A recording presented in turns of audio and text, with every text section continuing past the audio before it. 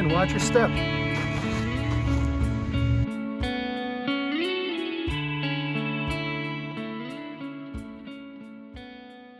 The Edward Bannister bust project came about really organically.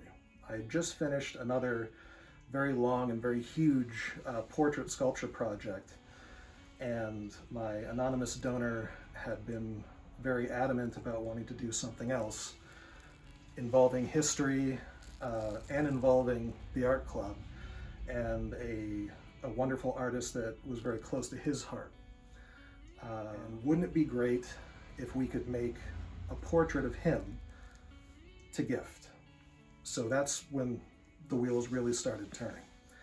And I got to work researching him. There wasn't much out there. So I had to take what existed and then kind of reverse engineer him using what I knew about anatomy, what I could find online about averages, and then just try to get the general dimensions and anatomy correct. Once I had that bare bones foundation, then I just kept my eyes out for a model that kind of had the feeling of Bannister I was looking for. And I find this gentleman at my gym of all places. And with being able to take different photographs from different angles, I was able to fill in the blanks, and then from that foundation, push and pull and push and pull a lot to try to get the presence that I thought Bannister would have in the room.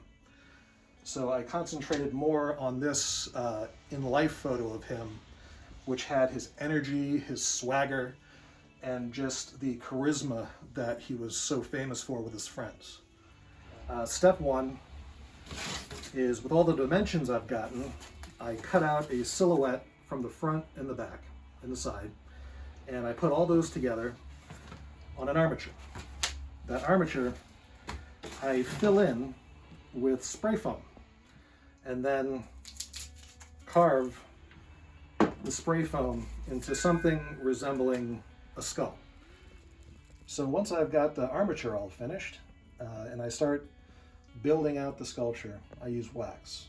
Wax is an amazing material because it has a huge array of different textures. When you can start out, it could be a liquid, and you could use brushes and palette knives and just paint it on, building up as you go. From that, if you want to build faster, you could use different spatulas, all kinds of shapes. And you go in after you've given it a little time to cool, and you can get a pudding consistency, which smooths on beautifully for texture, sticks to itself. From there, it can get leather hard, which allows you to hand model with it like clay. And the more you use it, the harder it gets. As that cools, it can go all the way to a solid, like dark chocolate.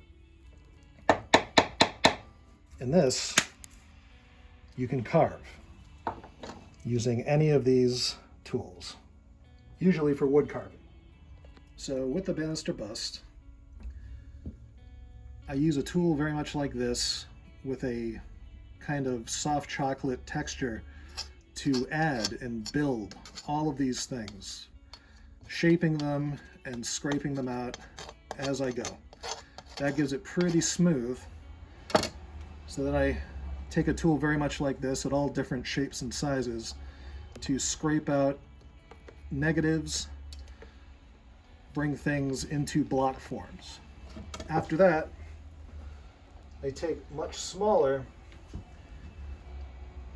little scrapers to start getting details here and there.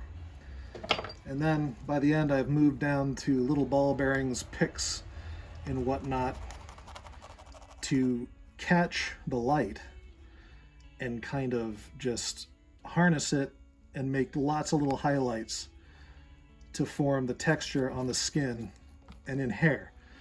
Because as Alberto Giacometti believed, nobody is smooth, no one is static, everything is always moving in a portrait. So capture that kinetic energy with lots of texture and lines. And that's kind of how I live all of my sculpture life. So once the sculpture is finished, I bring it to the foundry to be cast in bronze. They take the sculpture and coat it with rubber to make a rubber mold. Once they have this whole thing, usually in sections, covered in a rubber mold, they can peel that mold off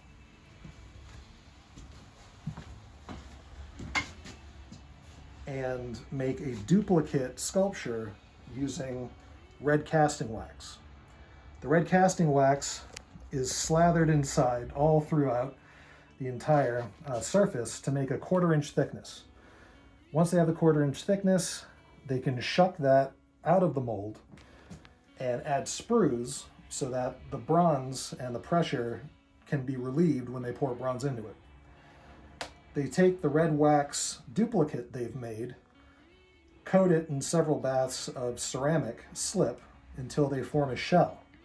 That ceramic shell gets put in a kiln and fired until it's solid, melting all of the wax out, leaving a negative for the bronze to enter. That shell is turned upside down, the bronze is heated, the bronze is poured in, about 80 to 100 pounds of it.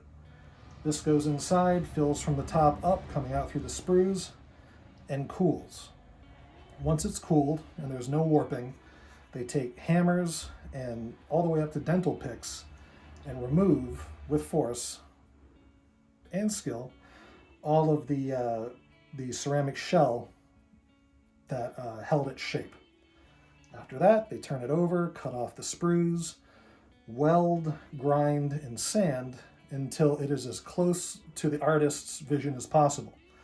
Then they sandblast it to get the surface ready for adding patina.